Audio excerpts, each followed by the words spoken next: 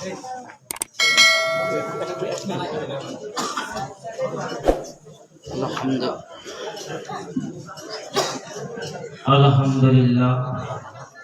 আলহামদুলিল্লাহ নাহমাদুহু ওয়া নুসাল্লি ওয়া নুসাল্লিম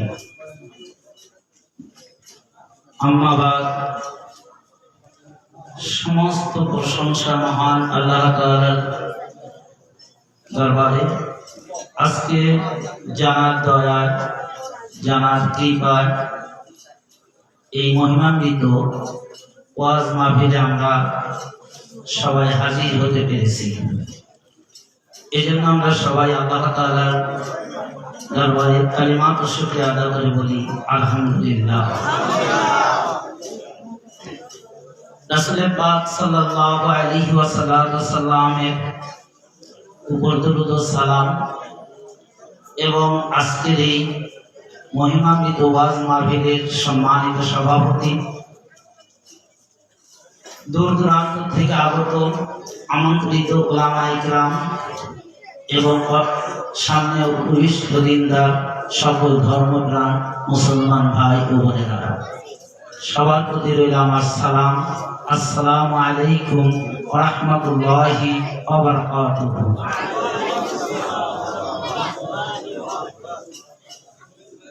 ইসলাম ধর্মটাই শান্তির ধর্ম, আর এই শান্তিকে প্রতিষ্ঠিত করার জন্য আল্লাহ রাব্বুল আলামিন হযরত আদম আলাইহিস সালাম থেকে শুরু করে হুজুর পাক সাল্লাল্লাহু আলাইহি ওয়াসাল্লাম পর্যন্ত যুগে যুগে অসংখ্য নবী এবং রাসূল প্রেরণ করেছেন। তাদের মূল লক্ষ্য উদ্দেশ্য একটাই ছিল, সেটা হলো সঠিক ইসলামকে অর্থাৎ সত্যকে মানুষের মাঝে পৌঁছানো এবং যথাযথভাবে তাহা দায়িত্ব পালন করে যাতে প্রত্যেকটা মানুষ আল্লাহ তাআলার বান্দা হিসেবে আল্লাহ যে সৃষ্টি করেছেন সেই আল্লাহর মূল লক্ষ্য উদ্দেশ্য তারা দুনিয়ার জিন্দেগি থেকে বাস্তবায়ন করে যেতে পারে। এটাই ছিল মূল লক্ষ্য উদ্দেশ্য। মুআজ্জাজ সামিঈন কিরাম, আজকে দেখেন সূরা ফাতিহা আমরা নামাজের মধ্যে হর রাকাত নামাজে এই সূরা ফাতিহাটা পাঠ করি।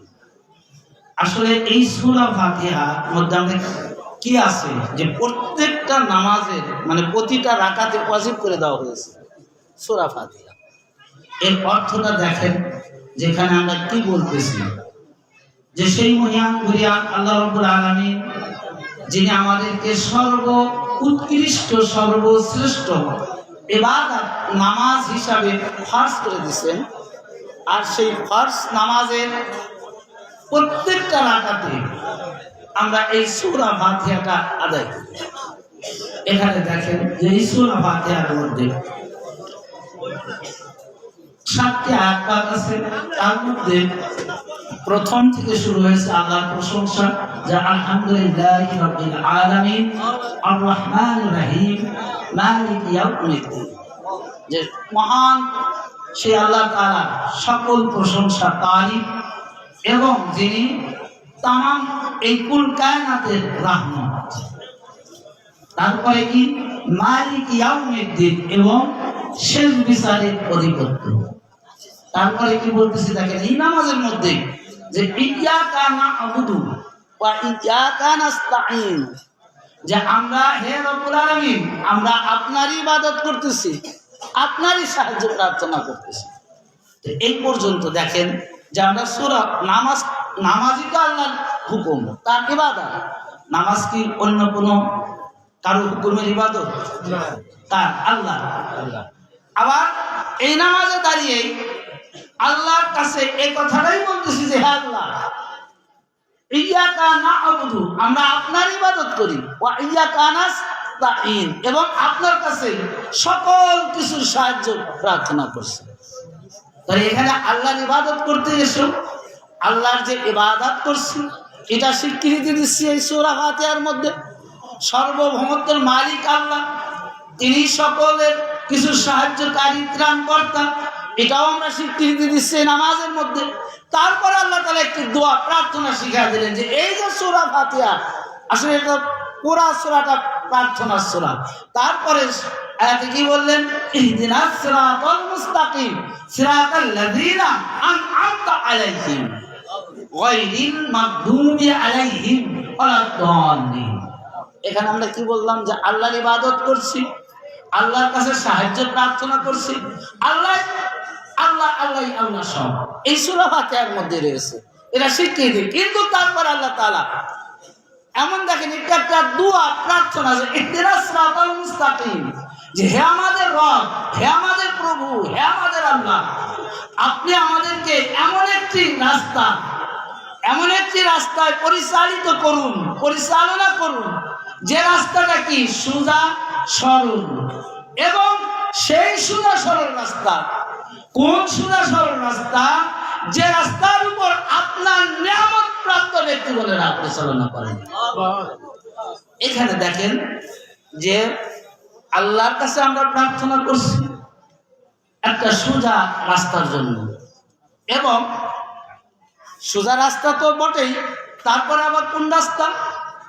যে সোজা রাস্তা তো হবেই, কারণ অনেক আলেম ওলামায়ে কেরাম আছে। আসলে আজকে ওয়াজ করার এই এত আলেমের মধ্যে যে হাজির হয়েছে, এর জন্য নিজেকে অনেক ধন্য মনে হচ্ছে।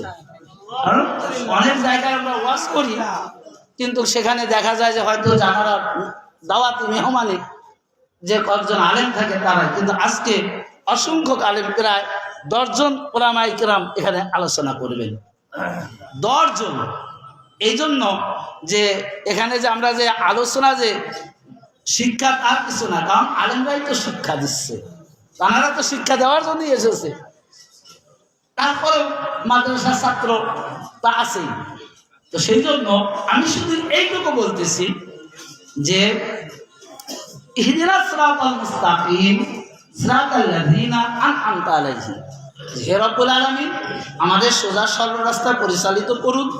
তারপরে কি ওই সোজা সরল রাস্তা, যে রাস্তায় আপনার প্রিয় ভাজন ব্যক্তিরা পরিচালনা করেন, মানে অতিবাহিত আছেন, হয়েছেন ইত্যাদি। আর ওই রাস্তায় আমাদেরকে নেবেন না, গায়রিল মাগদুবি আলাইহিম ওয়ালাদ-দাল্লিন। ওই রাস্তার থেকে আমরা হেফাজত চাচ্ছি। কোন রাস্তা? যে রাস্তায় আপনার গজব প্রাপ্ত, লানত প্রাপ্ত, অভিশাপ প্রাপ্ত বান্দারা আছে, ব্যক্তিগণ আছে, ওই রাস্তার থেকে আমরা হেফাজত চাচ্ছি। অর্থাৎ দুইটা রাস্তা, একটা সোজা সরল রাস্তা, যে রাস্তায় কে থাকবে? আল্লাহর নিয়ামত প্রাপ্ত ব্যক্তিরা থাকবে, ওই রাস্তার থেকে আমরা কি মুক্ত চাচ্ছি। আর একটি রাস্তার থেকে আমরা হেফাজত চাচ্ছি, আমরা মুক্ত চাচ্ছি, আমরা নিজেকে কি করতে চাচ্ছি? ওই পাপ পঙ্কিলতা রাস্তার থেকে, ওই ব্যক্তিদের থেকে আমরা নিজেদেরকে হেফাজতে রাখতে চাচ্ছি, যাদের উপর আল্লাহ তাআলা গজব নাযিল করেছেন। কি ভাই, এটাই তো সূরা ফাতিহার অর্থ, এটাই তো সূরা ফাতিহার অর্থ। কিন্তু একটা কথা সাধারণভাবে বুঝবেন, যে এই সূরা ফাতিহাটা কিন্তু খুবই একটি গুরুত্বপূর্ণ বিষয়। এখানে এই সূরা ফাতিহাটা, এটা নামাজের মধ্যে, এটা আপনারা সবাই জানেন যে নামাজের মধ্যে এটা ওয়াজিব করে দেওয়া হয়েছে। তো 1 রাকাতের জন্য নয়, 2 রাকাত নামাজ, সুন্নত নামাজের নিয়ত করছেন, নফল নামাজের নিয়ত করছেন, সূরা ফাতিহা ওয়াজিব হয়ে গেছে। আর সুন্নত তখন থাকে নাই, নফল কিন্তু কার থাকে নাই। নামাজ নফল, নফল নামাজের নিয়ত করছেন নফল, কিন্তু যখন নামাজের নিয়ত করে ফেলছেন তখন ওই নামাজ আর নফল থাকে নাই, সূরা ফাতিহা পড়াটা ওয়াজিব হয়ে গেছে। চিন্তা করে দেখছেন যে নফল নামাজ, কিন্তু নিয়ত করছেন, সঙ্গে সঙ্গে কি ওটা ওয়াজিব হয়ে গেল, ফরজগুলো ফরজ হয়ে গেল।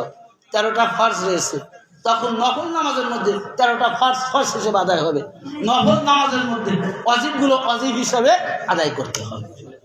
তো এই যে নামাজ, আল্লাহ রাব্বুল আলামিন কোরআন পাকের মধ্যে অসংখ্য আয়াত পাক নামাজের শানে তার বান্দার জন্য ইবাদত হিসাবে কি করেছেন? হুকুম করেছেন। তাহলে এটা কত বড় একটা গুরুত্বপূর্ণ ইবাদত। কিন্তু এই নামাজের মধ্যে কি আছে আজকে একটু লক্ষ্য করুন, যে এই যে নামাজ এত গুরুত্বপূর্ণ ইবাদত, আল্লাহর হুকুম তো হুকুমই, একবার করলে কি ফরজ হতো না? কি বলে হতো না? হজ, তারপরে অন্য অন্য হুকুম তো একাধিকবার এসেছে হয়তো, কিন্তু নামাজের মতো এতবার আসেনি, 82 বার আসেনি। জাকাতের কথাটা নামাজের সাথে সাথে অনেক জায়গায় এসেছে। তো এই নামাজের মধ্যে কি আছে যে আল্লাহ তাআলা বারবার নামাজের কথা বলছেন? কোরআন পাকের সূরা ফাতিহা থেকে শুরু করে সূরা নাস পর্যন্ত যতগুলো আয়াত পাক রয়েছে তার মধ্যে 82 আয়াতেই রয়েছে আল্লাহ তাআলার হুকুমিয়াত, এই আবজাদীর ইবাদত নামাজ। নাকি নামাজের কথা রয়েছে? তো নামাজ কত গুরুত্বপূর্ণ। তো এই নামাজ যখন গুরুত্বপূর্ণ হয়েছে, এই নামাজের মধ্যে কি আছে এটা আমাদের একটু দেখতে হবে। এই নামাজের মধ্যে কি আছে?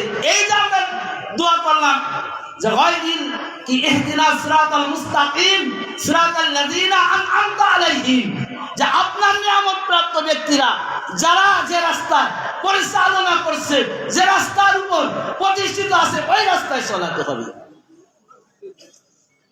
তো আসলে অল্প সময়, তার আগে একটি কথা আমি আপনাদেরকে বলি, যে কোনো ইবাদত করবেন আপনি, সেই ইবাদতের পূর্ব শর্ত কি? আকাইদ, বিশ্বাস। বিশ্বাস নাই আপনার কোনো ইবাদত কাজে লাগবে না। এটা রাসূল পাক সাল্লাল্লাহু আলাইহি সাল্লামের হাদিস পাক এসেছে যে সাহাবী আজম অসংখ্য অনেক সাহাবীরা মানে সমন্বয় হাদিসটা বর্ণনা করেছেন যে আমরা যখন আমাদের বয়স যখন 18 বছর কিংবা আমরা যখন পুরা যৌবনে উন্নীত হয়েছি, তা আমরা হুজুর পাকের কাছে যখন আমরা দ্বীন ইলম শিক্ষা করার জন্য যেতাম, কোরআন শিক্ষা করার জন্য যেতাম, নামাজ শিক্ষা করার জন্য যেতাম, রোজা কিভাবে রাখবো শিক্ষার জন্য যেতাম, হজ কিভাবে করবো শিক্ষার জন্য যেতাম, যাকাত কিভাবে দেবো শিক্ষার জন্য যেতাম। এক কথা গোটা ইসলামের মধ্যে যত আহকাম আছে সমস্ত কিছু যখন আমরা শিক্ষার জন্য যেতাম, হুজুর পাক সাল্লাল্লাহু আলাইহি সাল্লাম কি করতেন? কোন শিক্ষাই আমাদেরকে দিতেন না, আগে আমাদেরকে শিক্ষা দিতেন কি? আকাইদ, বিশ্বাস। বিশ্বাস। কেন বিশ্বাস শিক্ষা দিলেন? আগে আকাইদ শিক্ষা দিলেন। আবার বুখারী শরীফের মধ্যে 2 খণ্ড, বুখারী শরীফ আমার মাওলানা সাহেব আছে, মুসলিম শরীফ 2 খণ্ড, প্রত্যেকটা বড় বড় কিতাবের প্রথমে ঈমান অধ্যায়টা আগে নেওয়া হয়েছে। ঈমান অধ্যায়টা রয়েছে কেন? যে আগে আকাইদ, বিশ্বাস স্থাপন করতে হবে। এই বিশ্বাসের মূল বিষয়গুলো 3টা। একটা হলো আমলুল আরকান, আপনার কাজে করবে দেখানো, একটা জবান দিয়ে স্বীকৃতি দেওয়া, আর একটা হৃদয়ের মধ্যে মহব্বত রাখা, অন্তরের মধ্যে কি মহব্বত রাখা, বিশ্বাস স্থাপন, ভালোবাসা রাখা। তো এই 3টার সমন্বয় একটা বস্তু, তার নাম ঈমান। শরীয়তের পরিভাষায় এসেছে আল্লাহ কর্তৃক জিবরিল আমিনের মাধ্যম দিয়ে হুজুর পাক সাল্লাল্লাহু আলাইহি সাল্লামের উপর যে বিষয় অবতীর্ণ হয়েছে, যা কিছু হুজুর পাক দিয়ে এসেছেন, এটার উপর দৃঢ় বিশ্বাস স্থাপন করার নাম ঈমান। আর এই ঈমানের মূল বস্তু হলো 3টা, একটা কর্ম, একটা স্বীকৃতি, আর একটা জবানের মধ্যে, কলবের মধ্যে মহব্বত স্থাপন করা। তো নামাজ যখন আমি আদায় করব, তো এটার মধ্যে এই 3টা কর্ম থাকা দরকার। আছে কিনা বলেন? আছে কিনা? আছে। কি কি? নামাজ স্বীকার করলাম ফরজ, আসলাম না, তাহলে কর্মে হলো না। আবার কর্মে আসে না কখন? যখন হৃদয়ের মধ্যে মহব্বত না থাকে, তখনই তো আসে না। ভালোবাসা তৈরি না হলে আসবে না। তো এই নামাজের মধ্যে দেখেন 3টা বস্তু রয়েছে, অথচ আল্লাহ দেওয়া হুকমিয়াত ফরজিয়াত নামাজ, এই নামাজের মধ্যে গায়রুল্লাহকে স্মরণ করা। যদি কোনো ব্যক্তি ইচ্ছাকৃতভাবে নামাজের মধ্যে গায়রুল্লাহকে স্মরণ করে, তার নামাজ তো বরবাদ হবেই এবং সে মুশরিক হয়ে যাবে। কি বলেন, ঠিক কিনা? অনিচ্ছার কথা বলি নাই, ইচ্ছাকৃতভাবে। ইচ্ছাকৃতভাবে, কারণ আমরা মানুষ, আমাদের ভুল আছে, গুনাহ আছে, আমরা দুনিয়ায় মধ্যে আমরা বসবাস করতেছি। একজন নামাজি নামাজে দাঁড়িয়ে গেছে, তার ইচ্ছা নাই দুনিয়ার কোনো ধ্যান খেয়াল করার, কিন্তু অনিচ্ছা থাকার পরেও এসে গেছে। এই জন্য সে মুশরিক হবে না, সে শিরিকবাদী হবে না। শিরিকবাদী হবে কে? যে ব্যক্তি ইচ্ছাকৃতভাবে কোনো পীর, কোনো অলি, কোনো তাবি, কোনো সাহাবী, এক কথায় যত প্রিয় ব্যক্তি আছে, যে সকল প্রিয় বস্তু আপনার জন্য এই দুনিয়ার জিন্দেগিতে দিয়েছে আল্লাহ, প্রত্যেকটা বস্তুর নাম যদি আপনি ইচ্ছাকৃত ভাবে কি করেন এই নামাজের মধ্যে জুড়িয়ে দেন, তাহলে আপনার নামাজ বাতিল। শুধু নামাজ বাতিলই নয়, আসলাম ভালো কাজ করতে, মুশরিক হয়ে গেল। কি কথা ঠিক না? ইচ্ছাকৃত ভাবে। তো এই যে গায়রিল মাগদুবি আলাইহিম, এই যে নিয়ামত প্রাপ্ত ব্যক্তির কথা আমরা স্মরণ করছি, যে হে আল্লাহ আপনি আমাদের সেই রাস্তায় পরিচালনা করুন যে রাস্তার উপর আপনার প্রিয় ভাজন ব্যক্তিরা আছে। এখন আপনারা বলেন যে প্রিয় ভাজন ব্যক্তি এটা আল্লাহ, যদি আল্লাহ হতো আল্লাহ তো নিজেই আছে, তার মানে কি গায়রুল্লাহ? তার মানে কি গায়রুল্লাহ? যে গায়রুল্লাহ অর্থাৎ আপনি আল্লাহ ছাড়া। এই জায়গায় দেখেন ওই ব্যক্তির নাম স্মরণ করছেন যে ব্যক্তির উপর আল্লাহর নিয়ামত আছে, যে ব্যক্তির উপর আল্লাহর রহমত আছে, যে ব্যক্তির উপর আপনার আল্লাহর কল্যাণ আছে।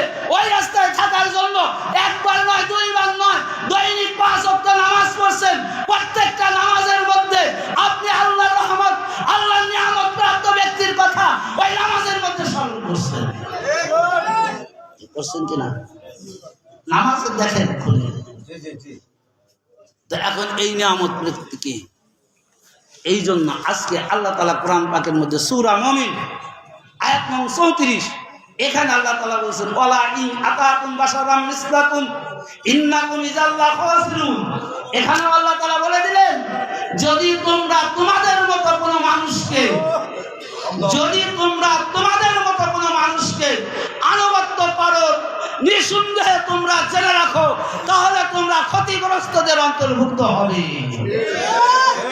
তাহলে আমাদের মতো মানুষকে কিন্তু আনুগত্য করা যাবে না, আমাদের মতো মানুষকে নামাজের মধ্যে স্মরণ করা যাবে না, আমাদের মতো মানুষকে কোনো কিছুই করা যাচ্ছে না। এ কোরআন এবং আল্লাহ তাআলা ওই নিয়ামত প্রাপ্ত ব্যক্তি দেখেন এক আয়াত থেকে আরেক আয়াতের ব্যাখ্যা করেন, এক আয়াত থেকে আরেক আয়াতকে কি করেন আপনি বের করেন অটোমেটিক ভাবে। যারা উলামায়ে কেরাম আলেম আছেন তারা বের করতে পারবেন যে আল্লাহ যেটা বলেন, আল্লাহ যেটা করতে বলেন এটা বেশক সত্য। আল্লাহ কোনোদিন তার বান্দাকে শিরকের শিক্ষা দিতে পারে না। আল্লাহ কোনোদিন কোনো বান্দাকে মুশরিক হওয়ার জন্য এইরকম ইবাদত করাতে পারে না। অর্থাৎ নামাজ নামে এত আজ্জালকৃত ইবাদত, এই নামাজ পড়লে মানুষ মুশরিক হবে না, এই নামাজ পড়লে মানুষ মুমিন হবে, এই নামাজ পড়লে মানুষ আল্লাহর নৈকট্য লাভ করবে। তো সেই নামাজের মধ্যে অবশ্যই আল্লাহ তাআলা বলতেছেন হে আমার আল্লাহ আপনি কি শিক্ষা দিচ্ছেন আল্লাহ যে প্রত্যেকটা ওয়াক্ত নামাজের মধ্যে আপনি অর্থাৎ প্রত্যেকটা বান্দাই প্রার্থনা করুক যে হে আল্লাহ আমাদেরকে নিয়ামত প্রাপ্ত ব্যক্তিদের রাস্তায় পরিচালিত করুন। তার মানে এই নিয়ামত প্রাপ্ত ব্যক্তি সাধারণ কোনো মানুষ না। কোরআন পাকের মধ্যে আল্লাহ তাআলা বললেন যে এমন কোন ব্যক্তিকে তোমরা আনুগত্য করো না যাকে আনুগত্য করলে তোমরা ক্ষতিগ্রস্তদের অন্তর্ভুক্ত হয়ে যাবে। এখানে বোঝা গেল এই আয়াতের আলোকে আর ওই আয়াত পাকে যদি যাওয়া যায় তাহলে নিয়ামত প্রাপ্ত ব্যক্তিরা আমাদের মতো সাধারণ মানুষ না। এবং দরুদ ইব্রাহিম, তারপরে তো আবার দরুদ রয়েছে, তারপরে কি দরুদ রয়েছে, তাশাহুদ রয়েছে। আসলে তাশাহুদের ব্যাখ্যা যদি আমরা করি রাসূল পাক সম্পর্কে আমাদের অসংখ্য জ্ঞান আসে। শুধু এই তাশাহুদের মধ্যে গ্রামাটিক্যাল এত সুন্দর কায়দা রয়েছে, কিন্তু আজকে হয়তো সময় অতটা পাবো না, আর আছে কয়েক মিনিট। কিন্তু আমি একটা কথাই আপনাদেরকে অনুরোধ করব যে আপনারা হিংসা বিদ্বেষ ভুলে যান। আজ এই বাংলার জমিনটা কিন্তু আমরা কিন্তু আমাদের দেশে কিন্তু কোনো নবী আসে নাই, আমাদের দেশে কিন্তু কোনো কি নবী এসেছে, নবী আসে নাই। আমরা ইসলাম কার থেকে পেয়েছি? আজকে এই যে তুমি মাথায় যে ওয়াজ করছি এটা কে দিয়েছে? পাঞ্জাবি পরে ওয়াজ করছি এই বিধানটা কে দিয়েছে? আজ থেকে কয়েকশো বছর আগেও এই বাংলার জমিনে জোরে আজান দিতে পারে নাই, এই বাংলার জমিনের মুসলমানেরা গরু কুরবানি দিতে পারে নাই। আমার বাড়ি পাবনা জেলা সাগরকান্দি ইউনিয়নে জমিদারের বাড়িতে ছিল। ওই জমিদার কি করেছে, অসংখ্য মুসলমান নরনারীদেরকে নির্যাতন করেছে শুধু গরু জবাই করার কারণে। আর সেটা দূর করছে কে? আল্লাহর ওলি। সেটা দূর করছে কে? কারা? আল্লাহর ওলিরা করেছে। তো আজকে আমরা যারা মুসলমান হয়েছি, এই যে আল্লাহ তাআলা কোরআন পাকের মধ্যে যে আনআমতা আলাইহিম, ওই ব্যক্তিদের কথা আমাদের চালাও। এই নিয়ামত প্রাপ্ত ব্যক্তিরাই হলো আল্লাহর দেওয়া রহমত, যাদের মধ্যে জানারা আল্লাহর ওলি, তারাই হতে পারে। আল্লাহু আকবার, তাকবীর, আল্লাহু আকবার, ইনশাআল্লাহ, ইয়া রাসূলুল্লাহ। তো সেই জন্য আজকে আমরা হিংসা বিদ্বেষ ভুলে, ভাই আপনারা এখানে যারা তরিকাতপন্থী আছেন তারাও 5 ওয়াক্ত নামাজ পড়ছেন, যারা তরিকাতপন্থী নাই আমরাও 5 ওয়াক্ত নামাজ পড়ছি, আপনারাও কালিমা পড়ছেন লা ইলাহা ইল্লাল্লাহু মুহাম্মাদুর রাসূলুল্লাহ, আমরাও কালিমা একই। আপনারও যে কোরআন, আমারও সেই কোরআন, এক কথা আমরা মুসলমান। আমরা মুসলমান ভাই ভাই থাকবো। যদি আমরা মুসলমান ভাই ভাই থাকি তাহলে আমাদের মধ্যে কোনো ফিতনা আসতে পারে না, ফিতনা আসতে একটু মতনৈক্য আমলের কারণে এদিক সেদিক হতে পারে। তার জন্য বড় বড় আলেম ওলামারা আছে, তানারা যদি একসাথে বসে, এই যে আমরা বসলাম বেশ 2 বার, কই আমাদের মাঝে তো কোনো চোখ রাঙা নেই, একজনের প্রতি যে বড় করে চোখ করে কিন্তু তাকায় নেই, কি ভালো, তাই না? এই যে ভ্রাতৃত্ববোধ, তো আলেমরা তো এই জন্যই তো আলেম দরকার, এই জন্যই তো আলেম। তো সেই জন্য আমরা যেহেতু আমার নবী হুজুর পাক সাল্লাল্লাহু আলাইহি ওয়াসাল্লাম শেষ নবী, আর তারপর আর কোনো নবী এই দুনিয়াতে আগমন করবে না, কিন্তু ইসলাম থাকবে, কোরআন থাকবে, হাদিস থাকবে, ফিকহ থাকবে, ইসলামের সকল আহকাম সমস্ত কিছু থাকবে। তো এখন আমরা কি ওটা ভুলে যাব? যার জন্য এখন নবী আসবে না বিদায় কি আমরা কোরআন ভুলে যাব? নবী আসবে না বলে নবীর হাদিস কি আমরা ভুলে যেতে পারবো? কখনো যাব না। আর এটাকেই সঠিকভাবে পাওয়ার জন্য এটাও আল্লাহ তাআলা বলেছেন, ফাসআলু আহলা যিকরি ইন কুনতুম লা তা'লামুন। হে আমার বান্দা, তোমরা যেটা ভালো বুঝো না, যেটা তোমরা জানবে না, যেটা তোমাদের জানার খুব আগ্রহ ইচ্ছা হয়, তোমরা কি করো? আমার জিকিরওয়ালাদের নিকট থেকে তোমরা ওটা জেনে নাও। আল্লাহ ফয়সালা দিয়েছে। তারপরেও তো কোরআন পাক কত নির্ভেজাল। পৃথিবীর মধ্যে অনেক রাইটার অনেক কিতাব লিখেছেন, কিতাব লেখার শেষে কি বলছেন? যে প্রিয় পাঠক, আমার লেখনীর মধ্যে যদি ভুল হয় আপনি আমাকে অবগত করেন, পরবর্তীতে প্রকাশ করার সময় আমি ওটা সংশোধন করে দেব। এটা কিন্তু শেষে বা প্রথমে এরকম লেখকের বাণীর মধ্যে থাকে। আর কোরআন কেমন বাণী? যে আলিফ লাম মিম যালিকাল কিতাবু লা রাইবা ফিহি, যে এমন একটি মহান আল্লাহর তরফ থেকে কিতাব, যে কিতাবের মধ্যে কোনো সন্দেহ নাই, কোনো সন্দেহ নাই, নির্ভেজাল কিতাব, হুদাল লিল মুত্তাকিন, যেটা একমাত্র মুত্তাকিদের জন্য হিদায়াত স্বরূপ এই কোরআন আল্লাহ তাআলা নাযিল করেছেন। এই যে মুত্তাকি, আর এই হিদায়াত প্রাপ্ত ব্যক্তি তো মুত্তাকি, হিদায়াত প্রাপ্ত ব্যক্তিরাই তো মুত্তাকি। তো মুত্তাকির জন্য আবার হিদায়াত কেন? কি আসেন যে মুত্তাকিদের জন্য হিদায়াত, অর্থাৎ মুত্তাকিরাই মুত্তাকি বানাইতে পারে। একজন স্বর্ণকার যেরকম স্বর্ণ ছেলে স্বর্ণ বানাইতে পারে, একজন হক্কানি আলেম একজন হক্কানি ছাত্র তৈরি করতে পারে, একজন হক্কানি অলি তৈরি করতে পারে। যে ফ্যাক্টরি, যে বস্তুর যে ফ্যাক্টরি, ওই ফ্যাক্টরি থেকে ওই বস্তুই উৎপাদন হয়, অন্য কোনো বস্তু ওই ফ্যাক্টরি থেকে উৎপাদন হয় না। স্বর্ণের খনি থেকে কিয়ামত পর্যন্ত স্বর্ণ বের হবে, ডিজেলের খনি থেকে কিয়ামত পর্যন্ত ডিজেল বের হবে। অর্থাৎ মুত্তাকির ফ্যাক্টরি থেকে কিয়ামত পর্যন্ত মুত্তাকিরা হিদায়াত প্রাপ্ত হয়ে এই জমিনকে, এই জামানাকে পরিচালনা করবে।